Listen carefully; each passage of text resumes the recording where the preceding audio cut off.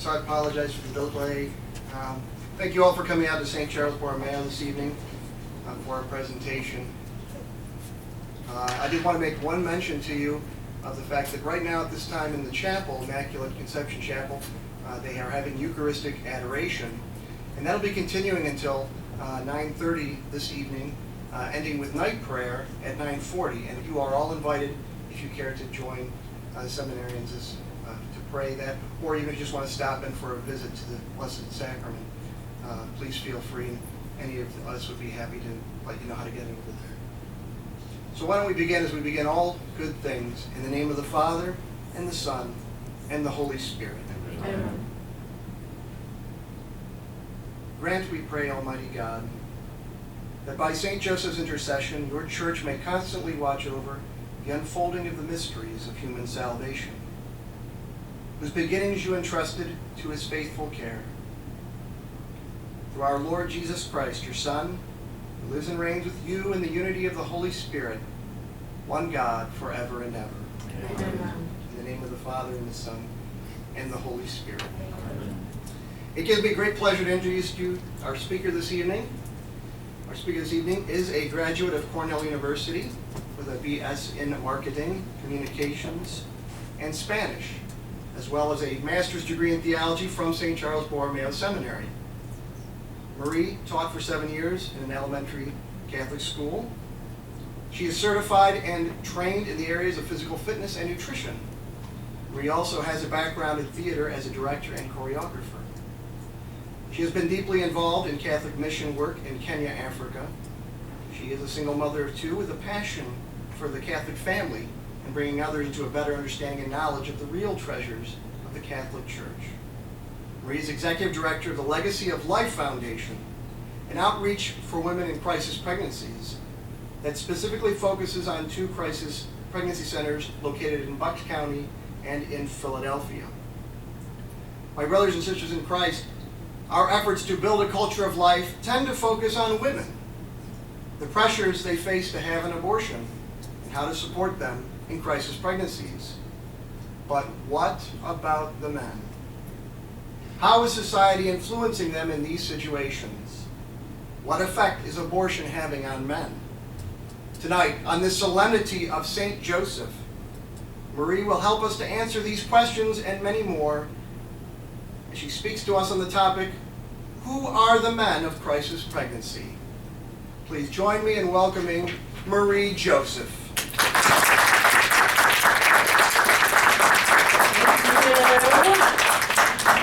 Thank you. I forgot to time myself, so I don't have my... Somebody's timing right up there? Okay, good. All right, so I'm really excited to be here, and you know my last name's Joseph, so this is my feast day, right? So what a great name. So let's see who's here for a minute before I start. We have some seminarians here. We have a mother of a seminarian here. Very nice. And then we have father. What are you, father? I'm a seminarian. Oh, seminarian. Okay, great. And are the Villanovans for life here? Oh, nice to meet you. All right, we'll have to talk later. Okay, and I'm really excited tonight. Thank you, Daniel and Brian, for coordinating this. Also, we have the president of the Legacy of Life Foundation is here, Mary Ellen Jabbey. Raise your hand. Very good. Our husband, Steve Jabbey. And if you watch NBA basketball, he's a retired referee, so we'll talk about that later. All right, okay, so who are the men of crisis pregnancy? So you know, when you were little, do you remember being little and you got to preschool or kindergarten, what was the first thing you remember that they taught you? They taught you the alphabet, right? And so what was the first letter? A. And how did they help you to remember that? A is for? Apple, that's right. And you know, so A is for apple, right? And so, you know, when kids today in schools, they tend to learn about sex ed, right? And so it's like new territory. And especially it's nerve-wracking for parents. But today, there's a new A, and A stands for abortion. And my brothers and sisters, I quite often sit in these counseling sessions, and I really do feel like I'm back in the garden. I feel like I'm sitting there with Adam and Eve, and we're discussing life or death. And so what I really was excited about was to focus on the men tonight, what I call the Adams of these sessions. And again, my name is Marie Joseph. I'm the Executive Director of Legacy of Life Foundation and also the Community Women's Center. Just a little bit about these two organizations. Legacy of Life Foundation is the pro-life foundation that drives and funds and sources everything that these women's centers need, these crisis pregnancy centers need. These crisis pregnancy centers, one's in Bristol called the Bucks County Women's Center, and the other one is the new one in Philadelphia. Did you guys get to see it? Were you there? It's beautiful. It's beautiful, thank you. Marielle did a lot of the decorating. They're beautiful centers, and they are structured in a way that, and crisis pregnancy centers have all kinds of, there's a spectrum of them, right? So there's some, they all do different work in this big work that we have to do in this crisis pregnancy. What we tend to do at these centers is attract women and men who are not only considering abortion, but we just happen to have this niche where we attract people who have already decided for abortion. And because we're located across from Planned Parenthood, the headquarters, and because we have beautiful professional centers, a lot of the people think, and because our services are free, they'd rather come to us. And so we have this really unique opportunity to speak to people who want information about abortion. And so we give them their right in the state of Pennsylvania to hear about the procedures, the side effects, and also emotional, psychological side effects, but also give their options, which is adoption and parenting as well. We know they're not getting that. We know they're not getting that at a lot of the abortion clinics, most of them anyway. So these are unique centers, and what was really exciting for me about tonight was that we're always talking about the women, but we have some really great stories about the men. And if I had to say one message about tonight, I would say the more that I study this, the more that I do this work, I truly believe in my heart that the men are really driving this movement, this abortion, right? I mean, not driving, but bottom line is that if the women are making their decisions based on the men. So if we really could get to the men, we probably would see a lot less abortion, and that's what I want to talk to you about tonight. St. Joseph is the perfect person to speak about tonight also because he knows all about an unplanned crisis pregnancy. And so what I'd like to do tonight is go over some categories of these men, who they are, and their situations, where they come from, what we can do to help them, and then reflect on St. Joseph and how he is the perfect model for not all of us, but also for them too.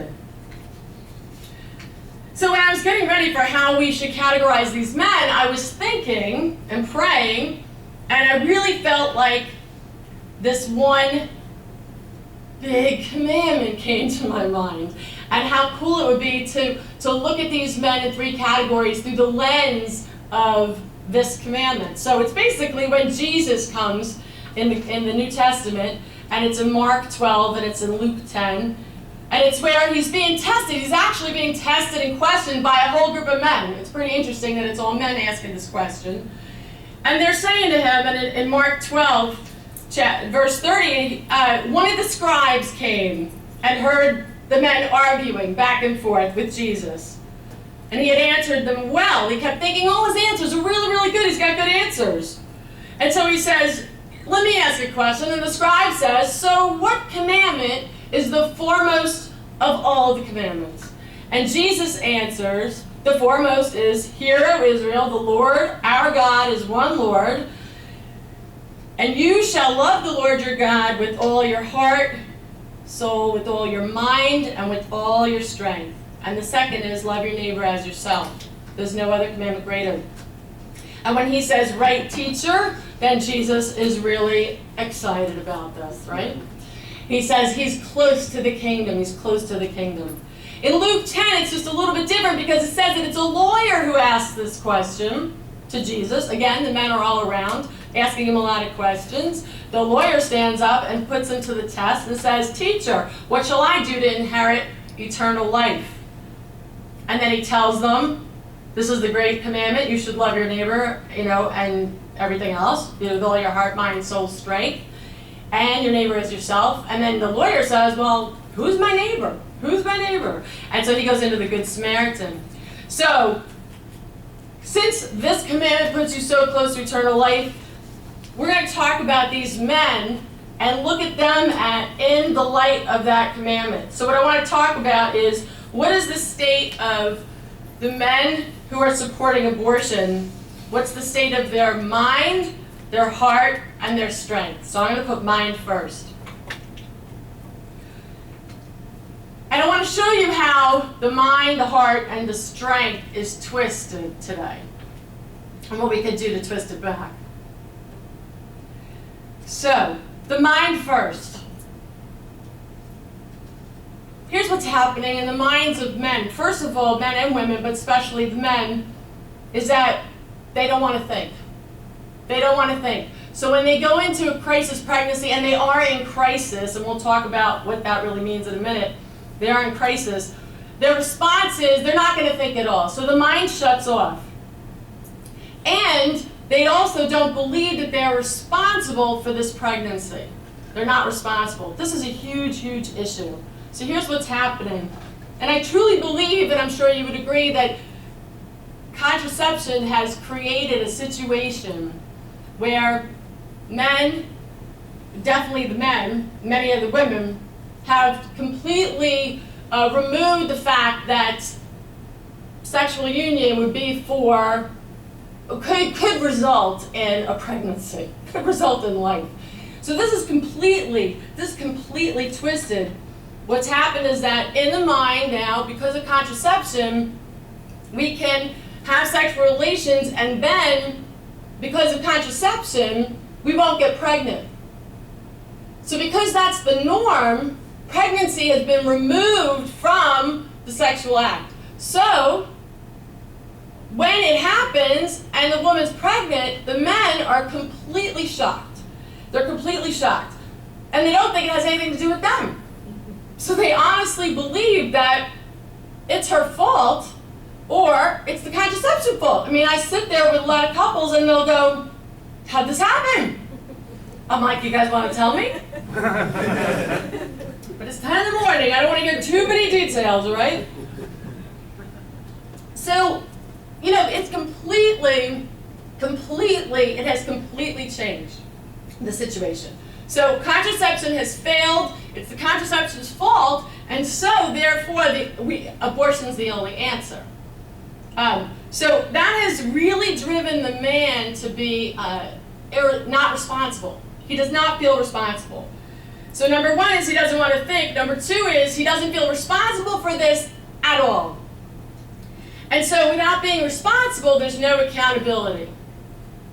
And feeling like the only thing he thinks that's logical for him would be abortion, but also would be, his role in it would be that he would help to get the abortion. He'll help pay for it. He'll help to maybe even be there for it. But once that's over, that's pretty much it. He thinks that also that abortion is not only logical, but he thinks it's the one responsible thing to do. So it's actually a man thinking that he's valiant. He's being a man by leading this process. So a lot of times the men are calling for the women.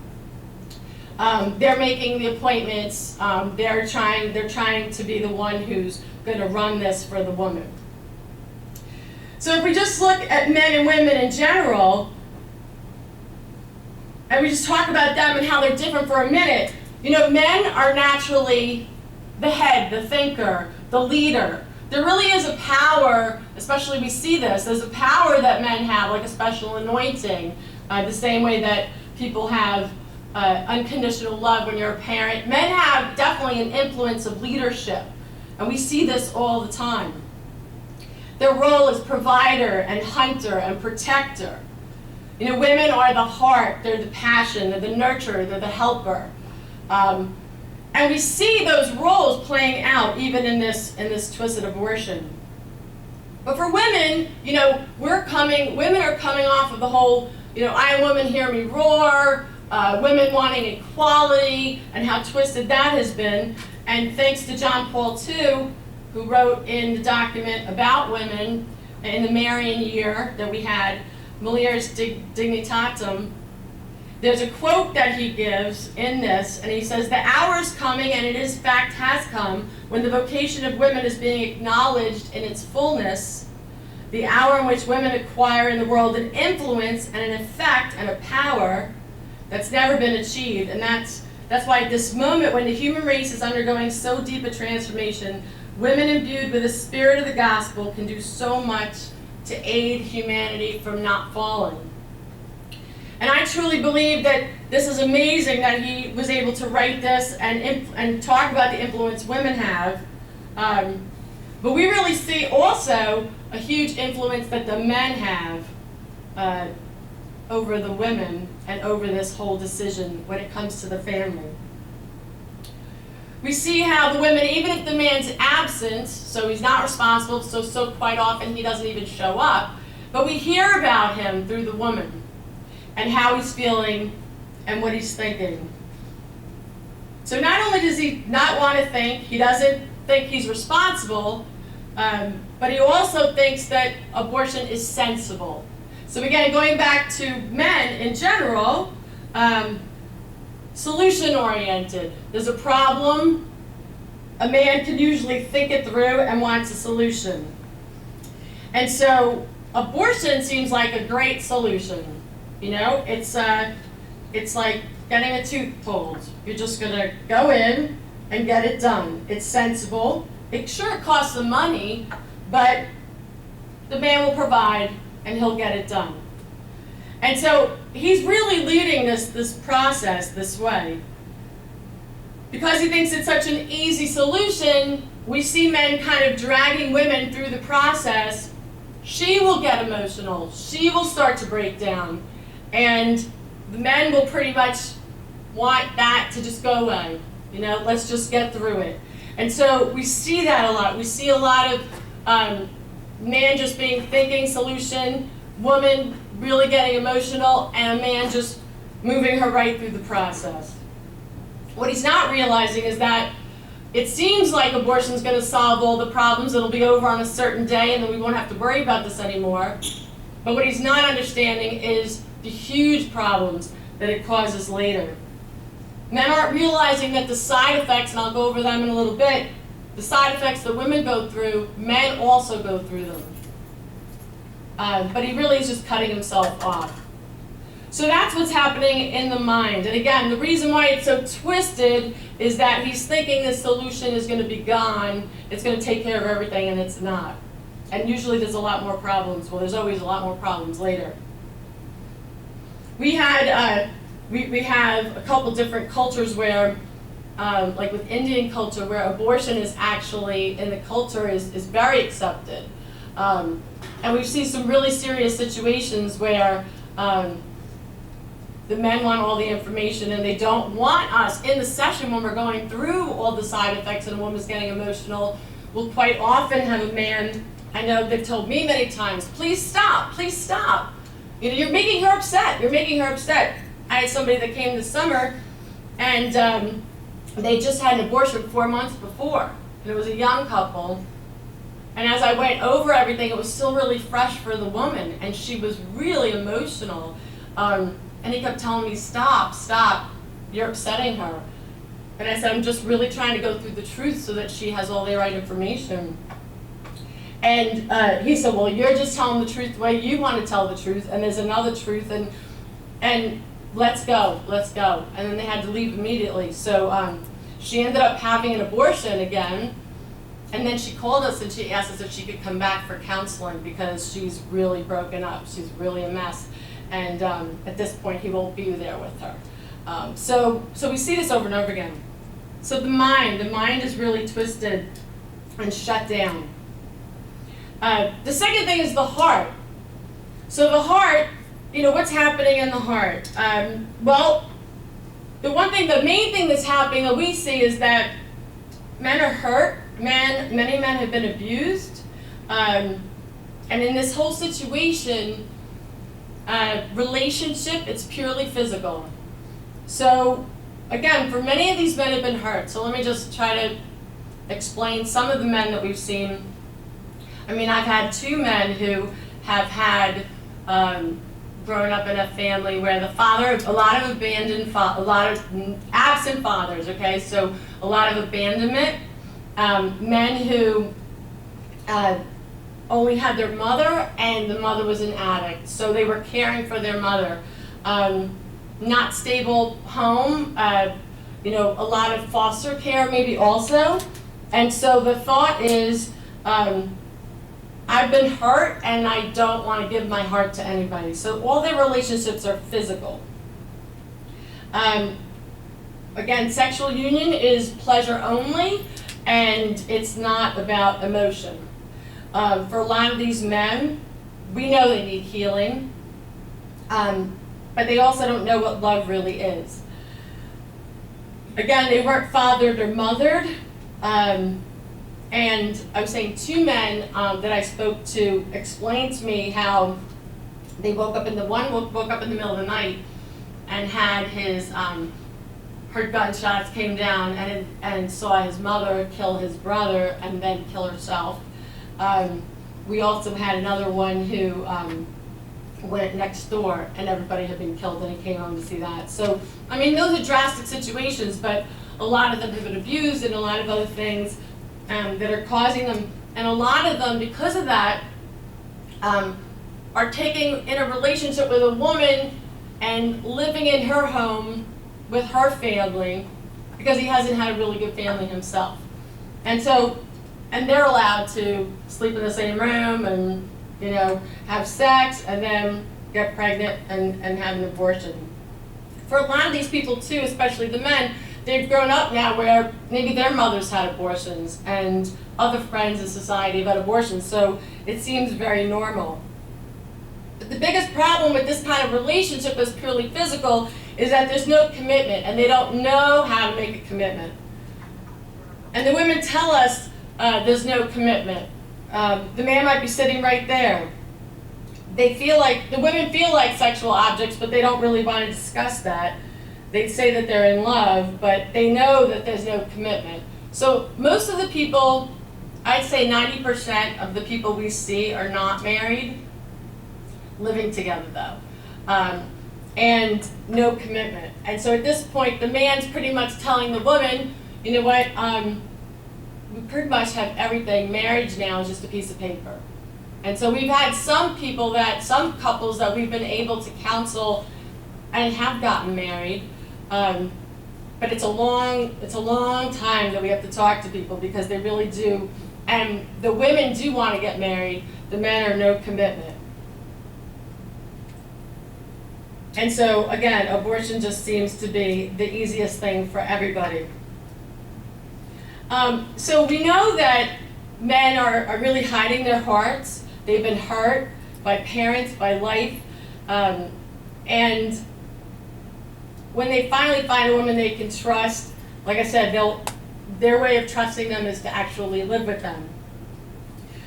One thing that the men also will say to us, even if they feel at all that abortion could be wrong, is that they'll even tell us they feel very selfish. That, the whole thing about caring about somebody else, they don't feel like they're able to take care of somebody else, and they don't really want to, and they actually will say those words, and it's more the men even than the women sometimes. It's, I know I'm being selfish, but this is what I want to do. And so it's a selfish way of thinking, not about the woman or the baby, and they'll admit it, but parenthood is not something that they want to do. A lot of the men will tell us that the reason why is because, like I said before, they didn't really have a good example of parenthood. And so a lot of them will say to us, well, we don't want what happened to us to happen to somebody else. And so they don't feel like they even have it in them to want to try to change that situation for another human being. They just feel like, you know what, I'm just going to live my life and I don't want kids, or most of them really don't want kids. And they don't really want to put somebody else's needs first. Now what's amazing is that so we have this crisis pregnancy center, and so many people who come in for an abortion end up choosing life, and it's a miracle, it really is. And so we get to see a lot of these men later. We get to hear what they were saying before, and then we get to hear what they are saying after, when they bring the baby in.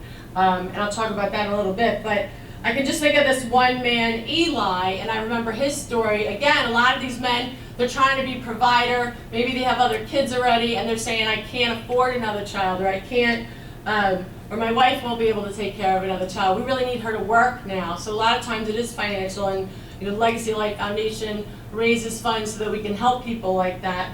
But this one man, Eli, was really pushing his wife into an abortion, and she finally got to the point where she didn't want one, and she begged me to talk to Eli on the phone. And so I'm like, hi, I'm Marie Joseph, like, how are you? By the way, it's illegal to push somebody to have an abortion in the state of Pennsylvania. How do you feel about that? And I happen to know your wife does want an abortion, so would you like to come see me? And how about Monday? And they had an abortion scheduled for Tuesday, and so he ended up canceling it and coming and seeing us. And what I found out in this, again, this just beautiful man, like he was so, he was Mexican, and he was just really well put together, and he really did care. That's why it's so twisted. In his heart, he thought he was doing what love is, what the right thing was for his wife. But as provider, he was feeling bad because they had another child, and that child had 2 years old, had a lot of complications at birth, and so it cost a lot of money, I think, and they ended up getting all kinds of medical bills. It was about $25,000 in debt that they were in because of the pregnancy and the delivery of the other baby, and so he said there's no way we could afford it, right? So we were able to talk to him and everything, and then we became his advocate, and our counselor in Philly was able to make a lot of phone calls on his behalf. And our counselor, Andrea, was able to find out through a couple months that it was all a big mistake, and that he never should have been billed that kind of money, and all the money was gone. And so he was able to so he wasn't in debt anymore. And this is what we see over and over again, these miracles that happen once they choose life, the way that God works everything out for these people. And so we get to see them, and Eli brought, he had 2 boys, now he had a little baby girl. He was so excited, brought the little girl in. And we get to see Eli, and Eli just starts pouring his heart out, and he's just saying, I look at my little baby girl and I think, how could I have thought that I would even do that? Like he said, that was so selfish of me, over and over again. And we just try to reassure him that, well, you were in crisis, you were in crisis. And so that's what we're here for, because you shouldn't make decisions like that. But this on and on, where they tell us how, I know I'm being selfish, but I'm going to do it anyway. And then later to see them, especially the ones who do really, feel like they love and they want to be a good person, or they are Christian. Do you know that in Philadelphia Center right now, 90% or 85% of the women that we're seeing are all saying they're Christian, that want abortions. So that's really interesting.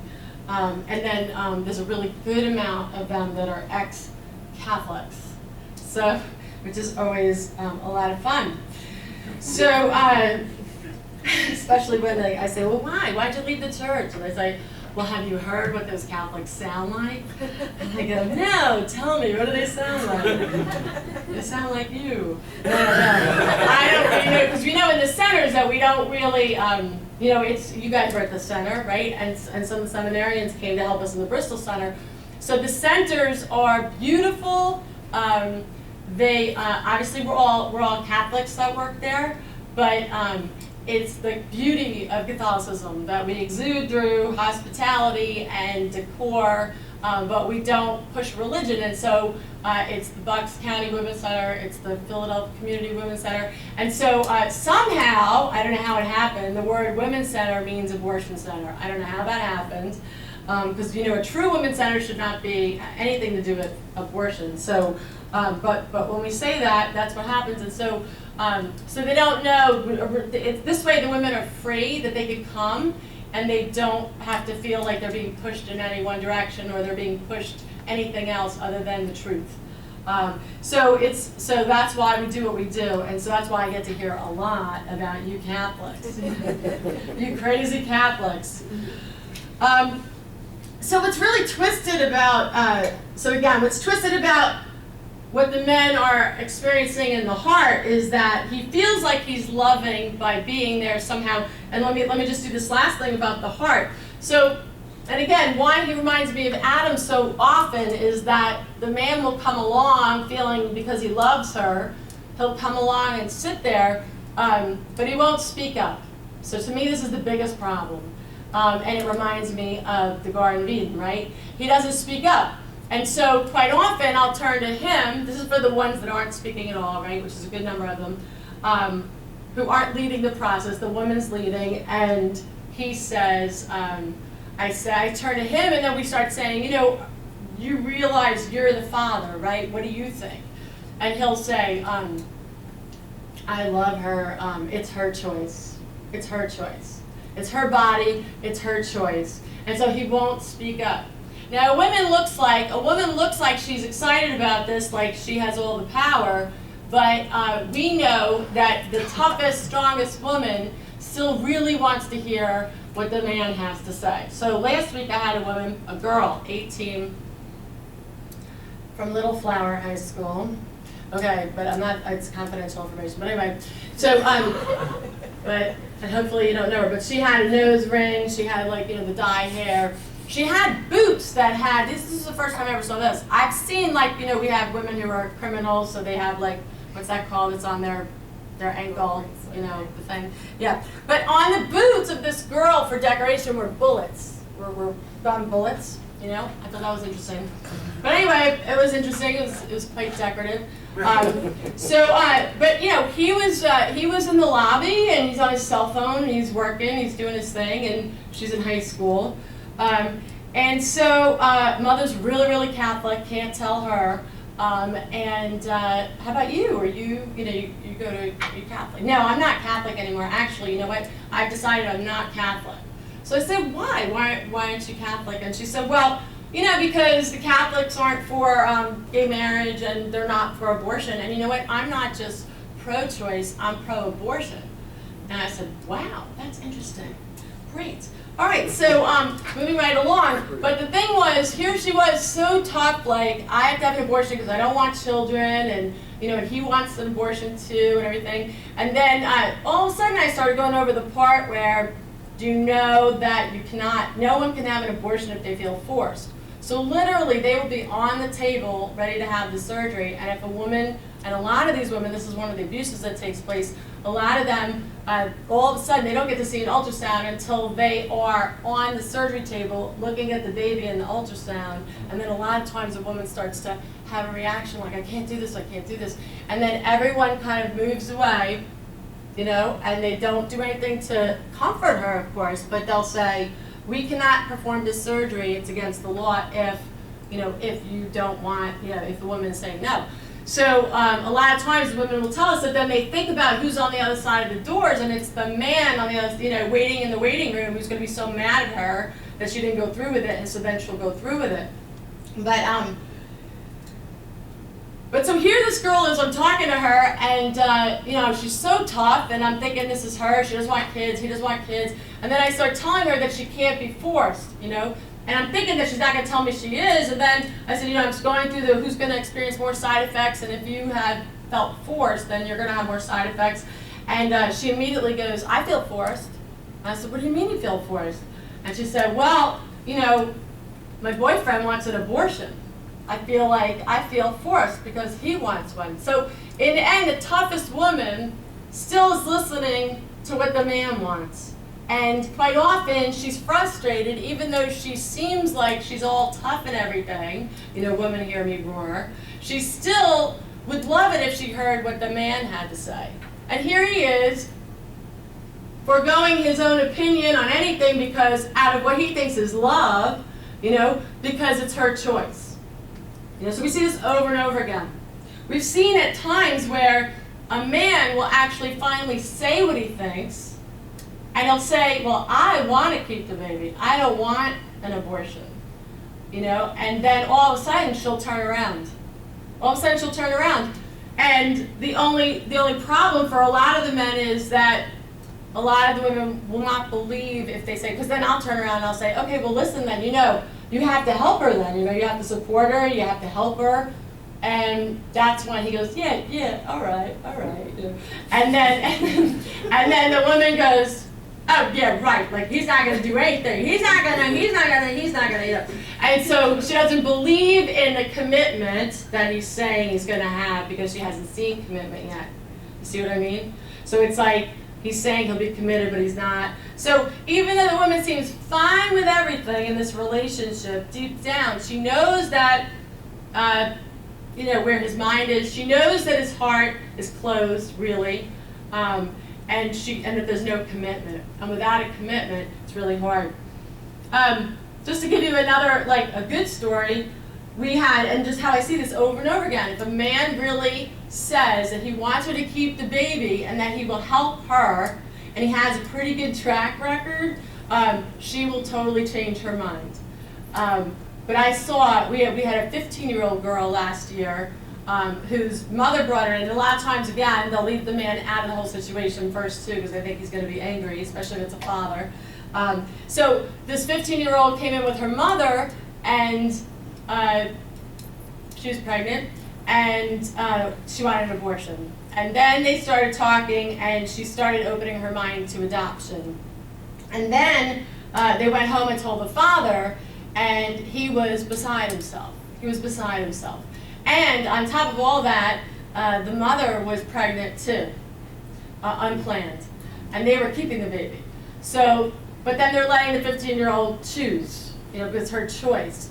But the father, he wants to come see me. And I didn't know what to expect. He wants to come see me. And I'll never forget him. He was this big, burly guy with these bright blue eyes. And he sat there, he wanted to hear all the information. And when I was done, he said, tears running down his eyes. And he said, I don't want her to abort this baby. I don't want her to have an abortion. This is my grandchild, and I want to raise this child. And you know what, honey, I love you. And he starts turning, I love you so much, honey, and this is my grandchild, and I want to raise your child, and I'm going to help you, and all this stuff, and professing his love to her. This is the father to the daughter. And who could refuse that, He still told her it was her choice, but she chose life, and the two babies are growing up together, and we see them. And what happened to this girl was in a public school, is that, and of course, in this situation, like many of the teen pregnancies, the boy's definitely not going to be in the picture. He's not going to be welcomed back to the house, first of all, but he's also like in no position to help raise this child, is usually what happens. But so the parents are like, you can keep the baby, but we want him out of the situation, so that's kind of upsetting. But anyway, so the thing is that she, in her public high school, became the health teacher in this public high school asked her to stand up and give a witness and speak to the other kids about how she, how did she choose life, and how was she dealing with this and everything. And she came running to the center on a Friday after she had done this. And she couldn't wait to tell us, and she said, I told them how you helped me, and I'm so excited, and she told me I'm a role model now, and and now she's speaking to the health classes, all the health classes, and a total miracle. And again, it had nothing to do with faith or religion. It's totally human, so that was really cool. So again, in looking at these men, what's going on with their mind, how that's twisted, and then looking at their hearts, again, hardened, hurt. The last thing that we see is that they have no strength. And I think this is the saddest thing for me to see, because again, I feel like men they have an influence, they have leadership anointing, they have, and again, given the right circumstances, what woman would not want to submit to this great leadership where he's going to love you and lay down his life for you? So So we see him abdicating his role as man and being not fully human. He's not fully human. And so now what's happened is he has no strength. He has no strength. They're not leading. The men aren't leading. As I said, and I already talked about this, but just saying, not my choice, not my choice. Even when they're told that they're going to experience the same side effects. And the ones who experience these side effects more, and we go through this list, are the ones who know that it's wrong deep down in their heart, the ones who already will agree with a lot of what we're saying. They usually have the worst time. So when a man is sitting there saying that he doesn't really want the abortion, but it's her choice, he doesn't feel like it's his choice, they usually suffer more. And we had a Catholic man who was one of our Knights of Columbus who helps us. It was his brother, and we were called because he was dating a girl, and then he made a mistake, and she got pregnant, and he was like, "We're keeping the baby," and she was like, "Fine." They started to drift a little bit. She went out of town a couple times, and and by the way, the new stat that just came in was that 90% of marriages don't last through abortions. That abortions really affects marriages, but these people weren't married anyway. But the key is that it affects relationships. Most people will break up also. And so here was this Catholic man who knew it was wrong, didn't want the abortion, but she went behind his back and had the abortion. And I lived firsthand with this man who completely, he had his own business as a construction worker, so this is a tough man, right? He went into depression. He almost lost the business. He couldn't show up to work. He couldn't function. He was so unbelievably broken up about the situation. So they really do need to speak up. The other reason why men have no strength, this is what I'm seeing, and this is really horrifying to me, is that they tell us that everyone in society, so when they get faced with this unplanned pregnancy, the first thing that maybe a man will do will start telling some people, some family, some friends, "What do you think? What do you think?" And the men tell us that for some of the ones who chose life and came back, we just had this man, Craig, who said, he said, nobody told us that we should choose to have the baby. Everybody in our family, everyone in our life said, abortion, abortion, abortion. And so he said, they said to me, not only did they say you should have an abortion, they said you must. In other words, if you don't have an abortion, you're going to be totally irresponsible. It's totally wrong if you keep that baby. So here's a man who has nobody around him, and everyone who's of any influence in his life is telling him that he will be totally doing the wrong thing for his family and for everybody else. And nobody wanted this baby. We were the only ones who told him that he should keep the baby. And they went back and forth between us and Planned Parenthood, and then we didn't hear from them for a while, and then they came back and they said they were keeping the baby. And then when they had a little boy, and they brought in this little girl, he started, this big, strong man, I couldn't believe it, starts telling me his story. And he says, we left here, we went and we decided we're still going to have the abortion. And he said, the thing was that he had too much anxiety. They were both, she had a pregnancy where she almost died the last time. They had a little boy, Noah, who was 2. He was really, really a behavior problem. They had all kinds of issues. They were recovering drug addicts. They had all these issues, but he had a good job and everything. So it wasn't about the money. It was more anxiety that he had in having another child. So they were going to go have the abortion. He said when they got there, he said it was so unnatural, the situation, because they were able to come to our center, and we loved the little baby boy and took care of him and everything, and kids were welcome and everything, and we were really good to them. And then they went to Planned Parenthood for the abortion, and they said that they walked in and it looked like a morgue, and then he said they stopped him right away. You can't bring the little child in. So he said, this is totally wrong. They kicked him out. They said, come back in 5-6 hours. And he said he was traumatized. He sat in the car and he said, I didn't know what to do. I just sat there. I wanted to go in and get her, but I couldn't. And then he said 10 minutes later, she came out crying her eyes out. She's like, there's no way I'm going in there. And so they decided not to do it. But he said to me when he came back with the baby, look at this little baby girl. I love her so much. He said, I can't believe how close we came to doing that. I don't know what happened, he said, but all these people told me, there wasn't one person except you guys who said that we should keep the baby, that was the right thing to do. I said, let me ask you something. What are all those people saying to you now? He goes, they love this baby. This is like the baby is the greatest thing that ever happened. And all their issues, she had a great pregnancy, which was a total miracle.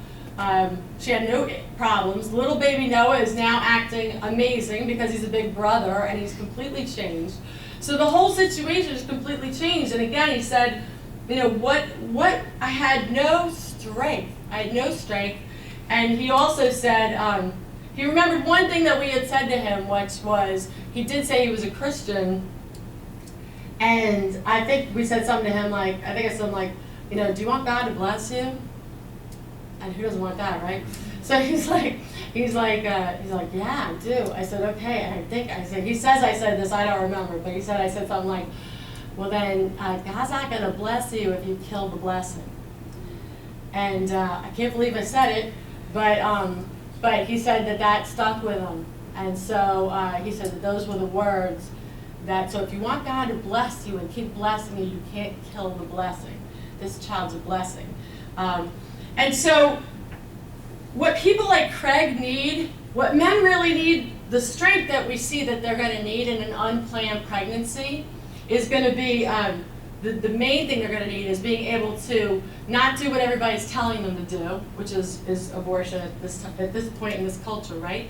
But the other thing they need the strength for is to make that leap of faith, because when they're faced, the people that are facing an abortion, and I'll tell you this one thing, is that we do hear horrible stories, right? I mean, when you do this work, the one thing I tell everybody is, if you're sitting there thinking like, obviously we all agree it's never right. No matter what the situation is, it's never right to have the abortion, but you can't help but hear some of these stories and go, this is a tough situation, like there's either no place to live, or there's no food to eat, or there's abuse, or there's addiction, or like how are they going to have this baby, or she's like not with that guy anymore and he's going to kill her. I mean, like in Philly when they say, he's going to kill me, my boyfriend's going to kill me, she really means he's going to kill her, like literally. I mean, it's not funny, right? But I had this one woman say, well, the guy and I are in jail all the time, so how can we have this baby? I said, well, what do you go to jail for? She goes, well, he stabs me, and so I send him to jail, and then I stab him, and I send him to jail. So I mean, like, you're dealing, not all the situations, but a lot of them are like this. So the strength that they need is to be able to make a leap of faith. So when we're sitting there with an unplanned pregnancy, we're looking at all these horrible things, how's this all going to work out?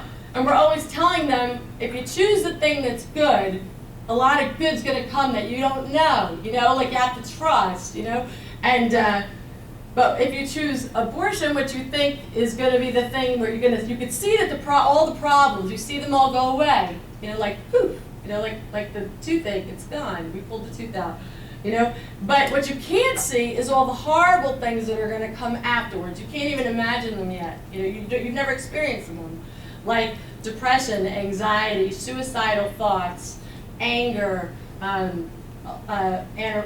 eating disorders, alcoholism, drug addiction, guilt, remorse, deep sorrow and sadness. And so you can't see what that even means for you yet, but it's going to come, And so the strength that these men need is to be able to lead through these tough situations and trust. And again, and I know that the number one answer to ending, this act of abortion is Jesus Christ and evangelization, right? I mean, that's the only answer, is when somebody comes, their mind, heart, and strength is for the Lord, right? But we talk about all this in a human way. And so what can we do about this? It's starting to close. We need minds to change, right? So we need men's minds to change. And as I just said, Jesus is the only answer. So we need everybody to preach the gospel. The gospel has to be preached we need more men's ministry. And what I love, and we do a big fundraiser with the Legacy Life and the Kingsmen, is that the Kingsmen are doing, and how many people know about the Kingsmen in Philly? Okay, good. So, I mean, the Kingsmen, what they're doing right now with men's prayer groups and men's ministry, these retreats that they do out into the wild, helping men, experience their masculinity and be men, but especially what I'm excited about are their new healing retreats. And so they have these healing retreats for men, and they walk away with men, being healed from abuse and all these other things, and able to love again and able to have relationships again. We also need spiritual fatherhood. We need spiritual fatherhood. And that's, of course, not only for people who are seeking abortion, but for all these men who haven't been fathered. And that's where a lot of you come in. It doesn't mean that, you don't have to have natural children to be a father. So we need role models and men who will be spiritual fathers. Another ministry that I am really excited about is Rachel's Vineyard. And how many people know about Rachel's Vineyard? Okay, so I know that Archbishop Chaput is very excited about Rachel's Vineyard and is supporting it. But I went on Rachel's Vineyard retreat, and so that I could get some healing for what I go through a lot. And I wanted to stand in the gap for a lot of the women who I know are not going, and I also wanted to bring a woman with me. And when I went on this retreat, I was blown away. I was blown away by the healing. I was blown away how Catholic it was, because it's all based around the gospel, but also, and it's also held at here it's held at Our Lady Chesterhope, at least the one in Bucks County. There may be other ones. But how Catholic it was but any faith could go to this. Any faith could go for the weekend. And the women walk away, and men. I couldn't believe it. Men who maybe like the woman that he was with had 20 years ago had an abortion. And there were older men there. There were husbands and wives who, where there was a husband and wife that I'm just so excited about, that where the husband, they really felt like in their relationship he had really pushed the abortion.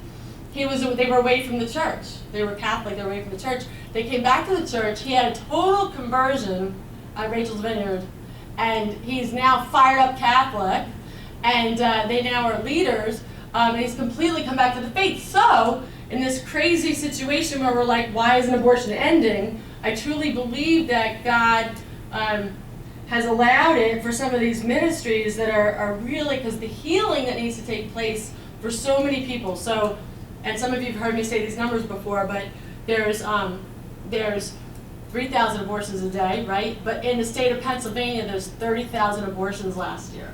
30,000, and 15,000 of them happened, half of them happened in Center City between 2 abortion clinics. And we're across the street from one of them. And so, the key here is that that's thousands and thousands of people women and men and families walking around, with depression, anxiety, and all these things that they need healing for. So, so Rachel's Vineyard is an incredible, incredible evangelization and healing ministry that everybody should know about and want to be a part of. And I'm definitely a part of it. So changing minds through ministry and the gospel, changing hearts for men, helping them to be good fathers or fathering them, and helping them. So obviously Kingsmen does this. I guess Pope John Paul did a document, I think it was before Theology of the Body, called Love and Responsibility. And if you go to YouTube, there's a great video of a doctor, and I'm going blank on his name, Fitzgibbons, who does a lot of healing, Catholic psychologist, a lot of healing for a lot of different things, but for men who have addictions, sexual addictions and everything. And he does a whole thing on what Pope, if you go to YouTube, Love and Responsibility, and he does a whole thing on why are men going for physical, they're getting their self-confidence out of the physical relationships, they're getting self-satisfaction out of it, and then they're feeling worse later, even if they seem like they're feeling great. And so the heart has to change, and men have to see other men being witnesses for chastity, right? And also marriage. And so the last thing that has to change, obviously, is that men would have strength. And again, good role models and people speaking up so that everyone would speak up in love. So one thing that definitely has to change that we see is that we can't have it where it's about political sides anymore. It has to be not about politics, but about people. It has to be a human approach to speaking to people. And that's what we see every day. We see it working. We see people choosing life, and then after choosing life, being against abortion because of what they experienced. And none of us are pointing a finger or telling them that they have to be pro-life. We don't even really use that word, right? And so lastly is to model St. Joseph. And just a couple of reflective thoughts before closing would be that, St. Joseph definitely faced an unplanned pregnancy, okay? And so, and the way he found out was not because Mary told him, right? As they actually saw, her getting bigger. And I don't know if anybody ever read this book or saw this book, The City of God, but this is, anybody raise your hand if you did? Okay.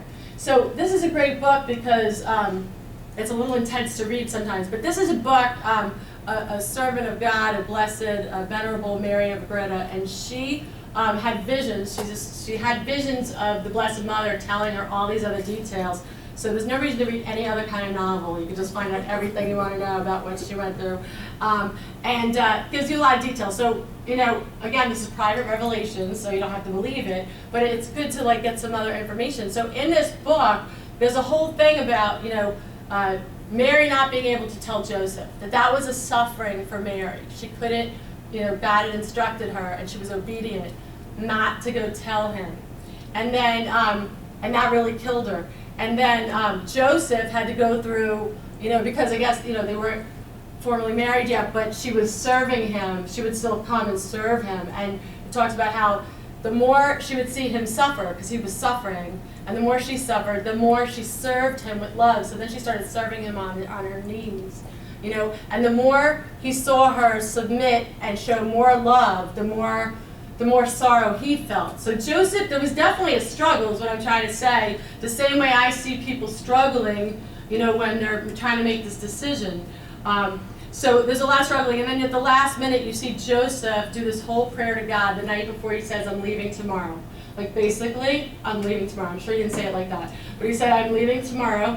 And he tried to tell God, he pours it, you should read it, it's on page 274. But anyway, oh my goodness, he pours his heart out and he says, he's using his mind, right? He's saying, this is what I know. This is what I know. I know the faith. I know she'll be stoned. I know the law. I know that won't be good because I love her. I know she's pure. I know that she's holy. I know all these great things about her, and I know that I love her. I know I'm committed to her. I can't let her die. I can't let her be stoned. But I can't say. She's pregnant. She's definitely pregnant, and it's not by me, not my baby, right? So, this whole big thing, and then Mary pleading to God to send the angels to go tell him the truth, and so then he hears from the angel at night.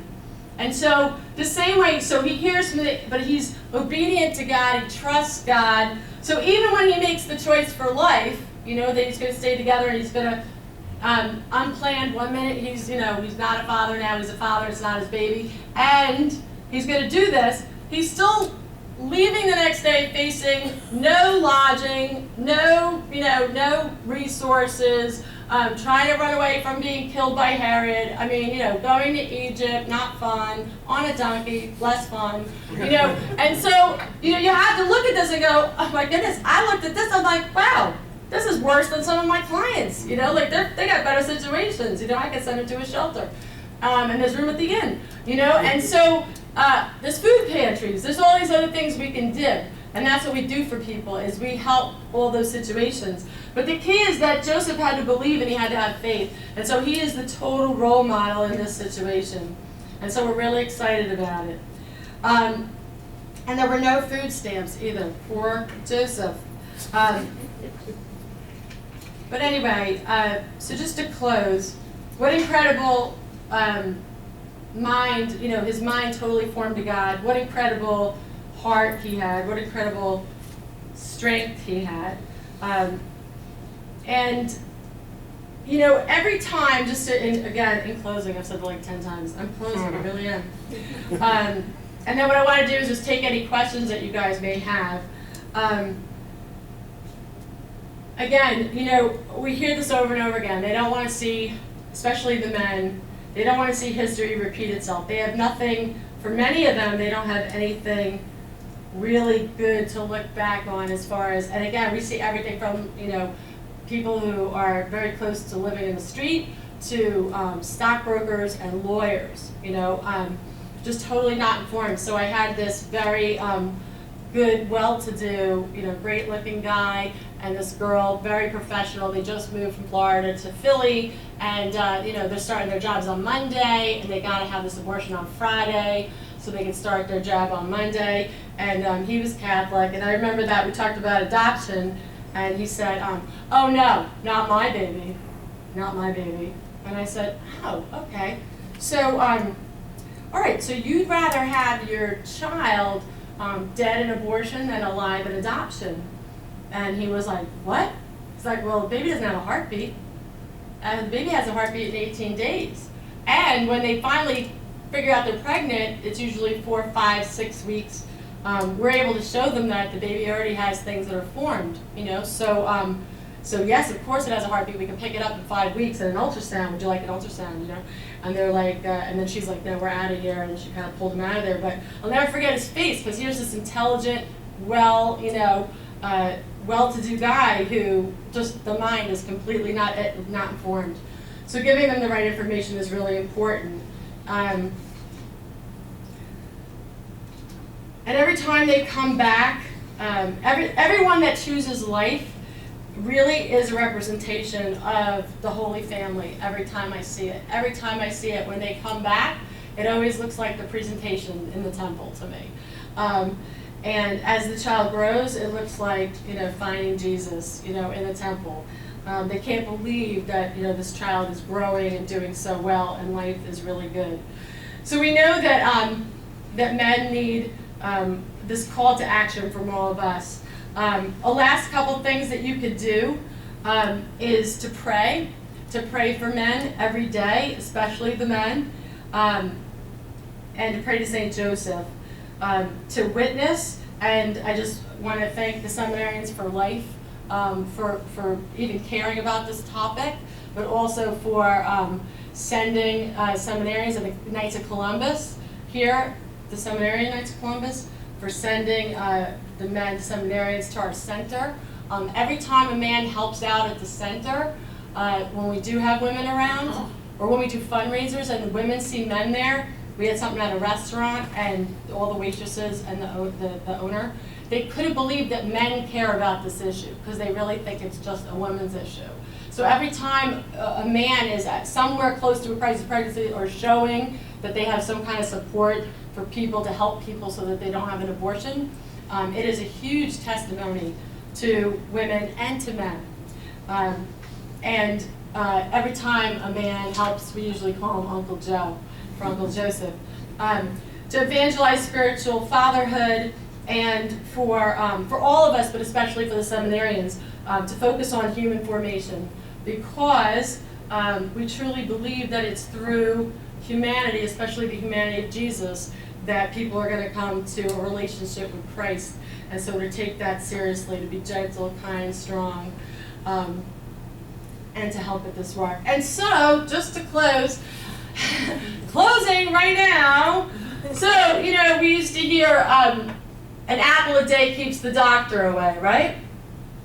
But quite honestly, as I said, 3,000 abortions a day, there's a lot of doctors getting really rich, and a lot of abuse taking place in the bodies and the minds, the hearts, the bodies, and the strength, the spirit of a lot of people, and especially the men. And so let's pray. Let's pray, especially to St. Joseph, that this would end, and that to intercede on behalf of men, that they would be strengthened. And so thank you, and God bless.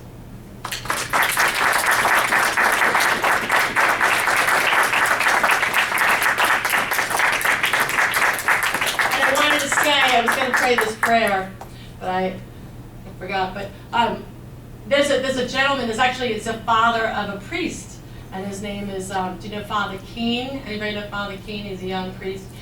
So his father is Bruce Keene, and he has this is one of the things he loves to do, is these St. Joseph cards. He buys 1 million of these and he hands them out. There's an incredible prayer on the back to do God's will by the intercession of St. Joseph. So there's one for everybody tonight. This is your prize for coming. And so they're in the back, right? Okay. All right, so any questions? Mm-hmm. Yeah. Okay. All right. You want to close first so people can go? Yeah, so we'll go ahead and close. And then those that, again, do want to leave, can leave. And those that would like to stay and ask some questions of Maureen, please feel free to do so.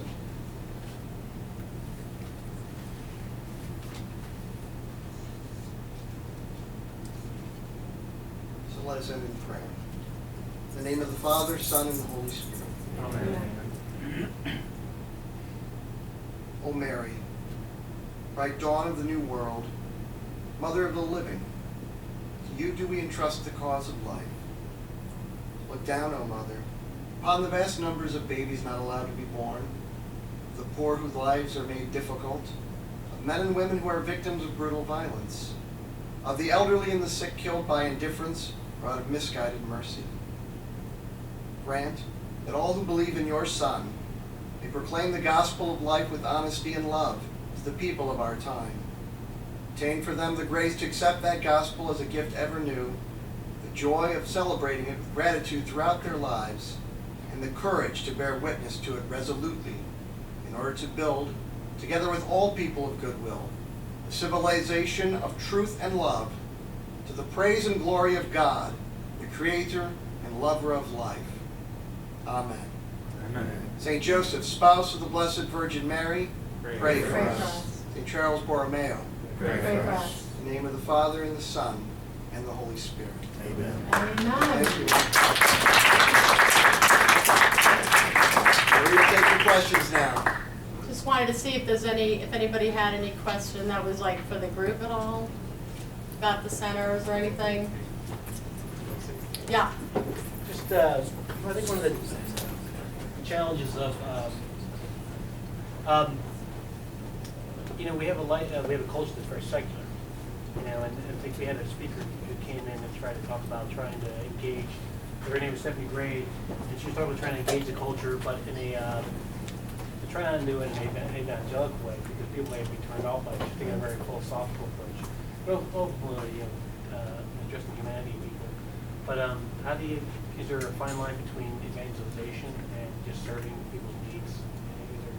Yeah, that's a good question. So, what we find is that when someone's in crisis, right, if we want to really be able to talk to them, then we really have to meet them where they're at, right? So, like, I do know some centers that are, let's say, evangelical, right? So when you go there, it says, there's scripture on the wall, and it's very clear they're Christians. So that, what we find is that in this situation, when we're talking about crisis pregnancy, is that somebody will go there, like they already know that those are Christians and they're going to help me keep the baby. So they may still be thinking, I'm tempted by abortion, but when they go there, they know that they're going to hear about Jesus. And some centers, that's actually their mission, is to evangelize them so that, Jesus will be their Lord and Savior. And that comes out very quickly. So most of the women that are going there are like, they just want the help. Like they've already kind of decided they do want to keep the baby if somebody would help them. For us, having a unique opportunity to talk to somebody who has already decided on abortion and wants to stay there, to have them be able to turn around we have to have a more human approach. So we have to talk about health and physical and side effects and then talk about the heart and everything else. So when you're talking about crisis, when someone's in a crisis like that, that's not, in our opinion, that's not the time to start hitting them with, with faith and stuff like that. Unless and one of the questions we all ask is two things that we do that will help to bring that out, because we don't know who the woman is. She's literally, off the street. Is that we'll say, one of the questions is, do you have any faith background? and she'll say, well, I was Catholic, but, not anymore. Or, whatever she is, right? And then, or I go to this church. What church do you go to? And then we start talking. Well, how were you raised? I was raised Catholic. So now we may start talking about, and a lot of women have gone back to confession and stuff because we asked that question. So we do get to do that. But the other thing we do is we go down a list of here's who's going to be affected more. Like here's who's going to suffer these side effects more. Women who, one of the things is women who feel it's morally wrong. And the other one is women who have a faith background that tells them this is wrong. And so like that comes up. But to really answer your question, so the key is in crisis, when someone comes to you, because I also have people, I have men, young college guys, who send me girls. Like the girl confided in him, and he's like, you need to talk to Marie Joseph, you need to get down to the center. You guys could all send us somebody, right?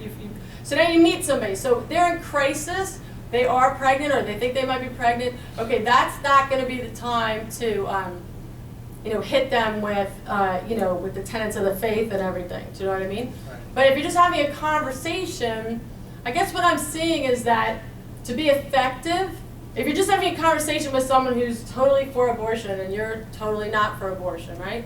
And you start having this conversation, I'm finding that when I talk to pro-choice, they call themselves pro-choice family members, or people I meet on the street, or people who come to let's say people who come to the center to like fix the lights, or and I don't know if they're what they are, right? I talk about what we do, and I say, women, we minister to women who are looking to have an abortion because they feel they have no choice. They have no choice. No one's sitting there going, my whole life I've been dreaming about having an abortion, and it finally came. I'm so excited. No one's excited, but they sit there saying, I'm doing this because I have no choice. How is that pro-choice, And I focus on talking to pro-choice people about the side effects.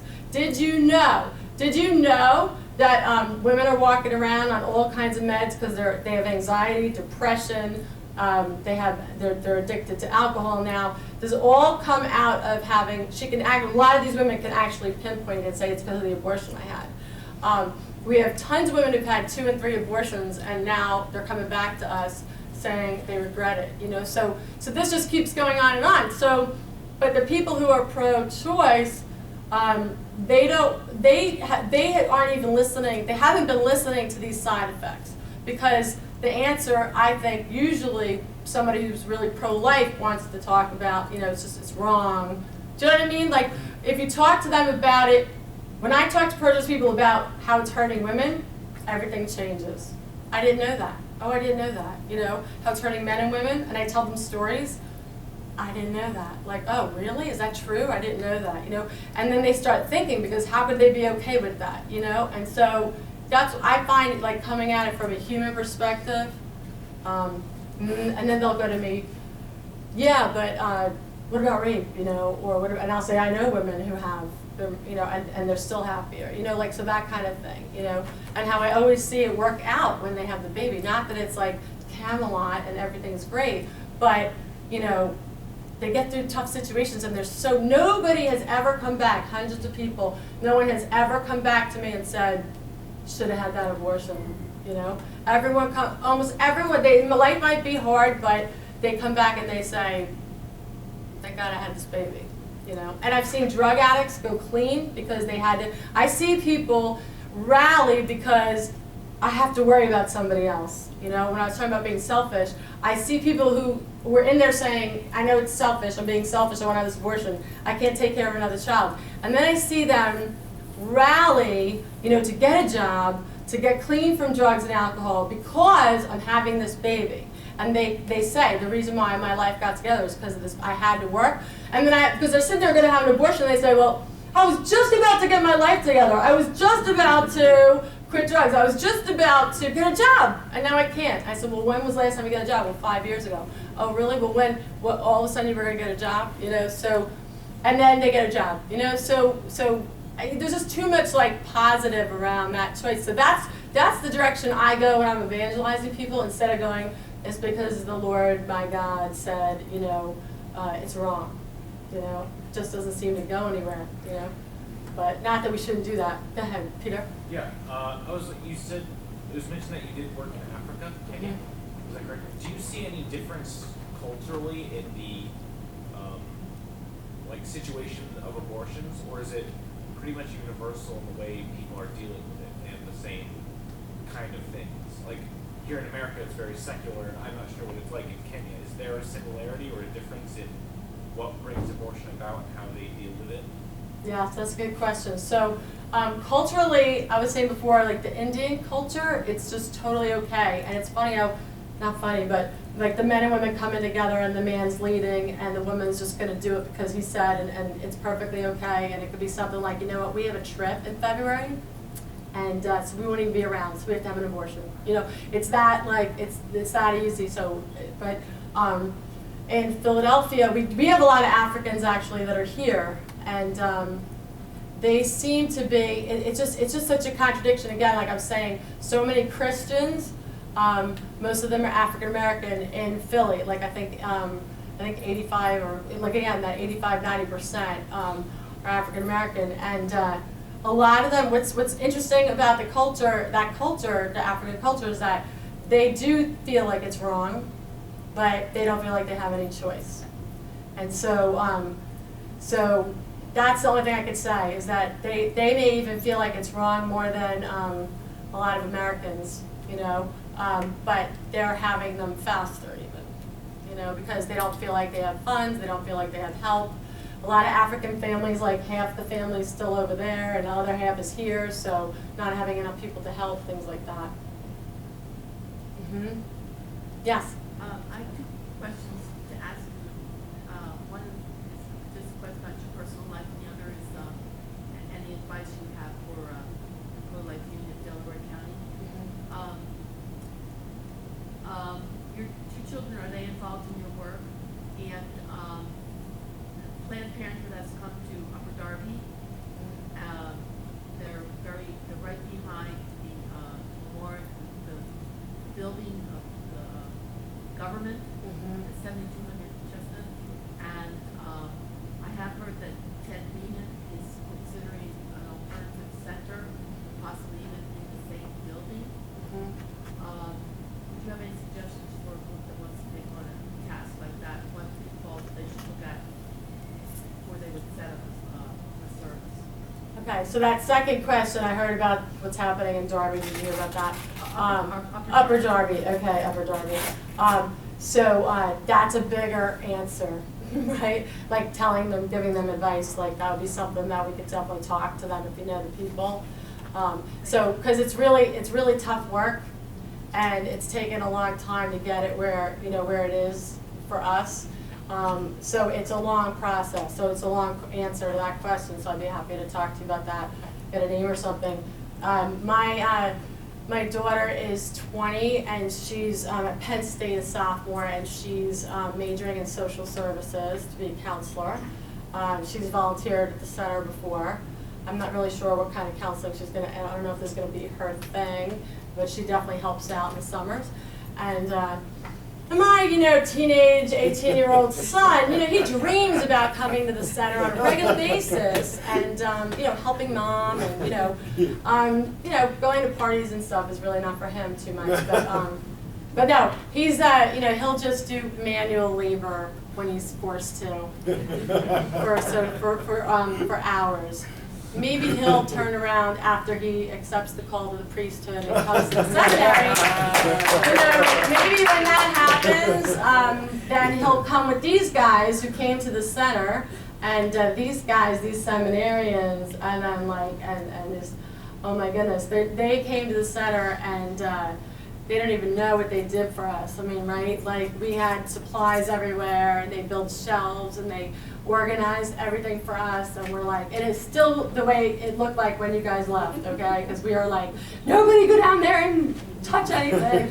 And they did so much for us. And then we had like a diaper drive coming up they're doing. So that's really a great witness. And that's where my son will be eventually when he starts hanging with them, So I brought him here because I taught, and I had him in the car, and I got him into the dean's office, and then there's Father McDermott and is it Father O'Donnell, and they were like, son, you have a son? And I'm like, yeah. And he was like, I'm out of here.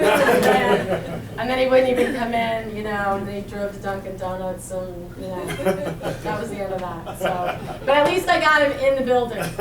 That's one step closer. He's adorable. Stop talking about him.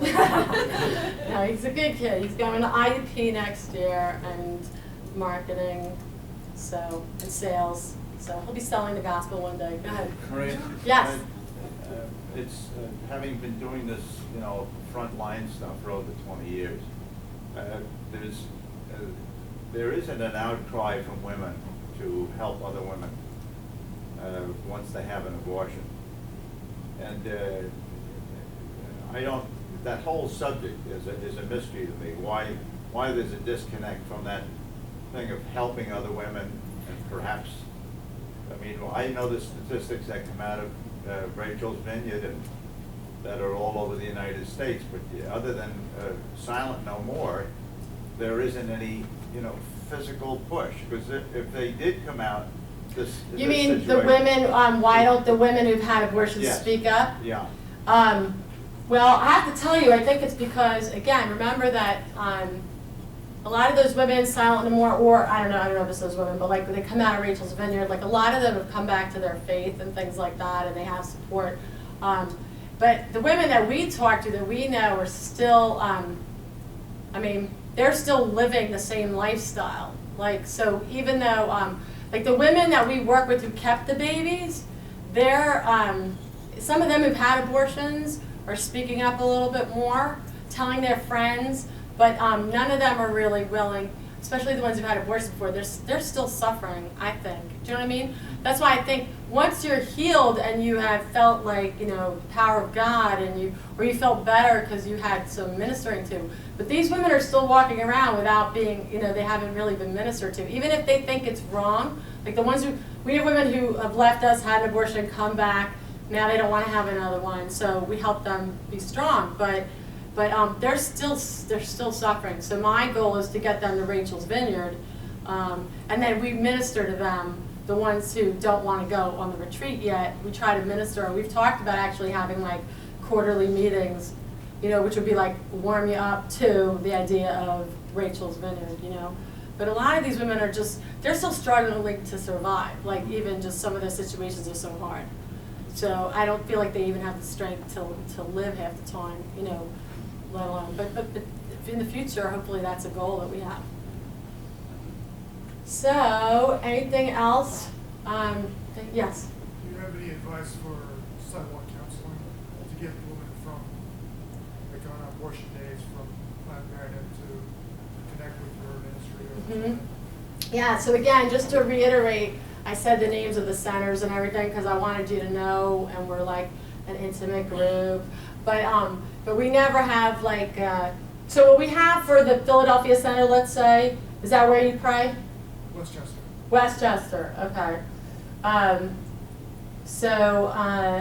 Okay, so we have these like postcards that we give to people, and then they give it, so it's very successful outside in Philadelphia, where they'll give them the postcard, and then they'll say these people can help you, and then they'll find us, and then they'll go. But we don't want, right, or people like dragging people across the street, because we don't. We exist across from Planned Parenthood. We don't bother anybody, right? So we don't want, and we don't really want, again, this is so that the women who come to us are free to open up and they don't feel like they're being pressured or that we're trying to push them in any way. But we do these postcards. That's the best thing to do, is to give you a postcard and then have them make a phone call. Does that answer your question? That's what to say to them, that's like a totally different thing. Because the way I look at it is, I feel like in the spectrum, you have all these different crazy pregnancies, right? And then so when where we are, we're like the person, my analogy is the person who is about to drunk drive, right? So we're at the party going, give us the keys, give me the keys, don't even get in the car, right? Let's say they get in the car and they start driving and there's a cliff, you're over there like going, don't do it, don't do it, don't do it. Like if you don't do that, she may go off the cliff, right? So we're doing like two different things, but they all have to be done. So the key there is it's a different approach, right? But still with love, and still I can help you. I know somebody could help you, and then we give those people like you a postcard so that they could then call us. And we have so many people that come into us that way. And that's what's been great in Philly, is that there was never a place that some of the people in Philly felt like they could just, have somebody go, and then we would take care of them. Next. Sure. Yes. One more. Mhm. I've been going before the Mainline Health Board of Trustees for the last 18 years. And we're given, at this point, 15 minutes to speak at an open meeting. Mhm. And to try to get a woman, like yourself, to be able to speak in front of those people is a very, very difficult thing to do. Mhm. And I was just wondering whether you had any leads into something like that. I don't, because again, like I said, I've been just focusing on the men and the women, you know what I mean? Right. Like, I feel like if we can get to the people who think that this is okay, or that are in crisis pregnancy and minister, get them to change their mind, and then let them go tell other people. Like, I really don't feel like this is gonna end until, and that's why I think, really, I feel like we need the men. When the men start telling the women, I don't want you to abort, I'll be here for you, I'll help, raise the baby. I really feel like, and then, people who go through the experience they're going through, and then realize that they don't want to do this, and they start telling other people. When people don't want abortion anymore, then that's when I feel like some of those other people are going to start listening. Do you know what I mean? Otherwise, it kind of falls on deaf ears. But that hasn't been my experience. I haven't gone and spoken. Well, the thing is though that when you get a group, when you get a hospital that Right. puts all the signs up and all the reputation and all the rest of it, hey, we're the good guys, come to us, and all the rest of it. Right. 900 babies have been killed, boys Right. and girls have been killed at Bryn Mawr and Lankenau since 1996. Right. And it's an obvious decision that's made by the by the trustees to say, hey, we'll just continue to kill. Right. And And then the other thing is, what I try to do too is talk about the fact that everybody has, the abuse is, it's hard for us to be across the Planned Parenthood and know. The girls come and tell us about, I wasn't told this, here's the horrible thing that happened to me.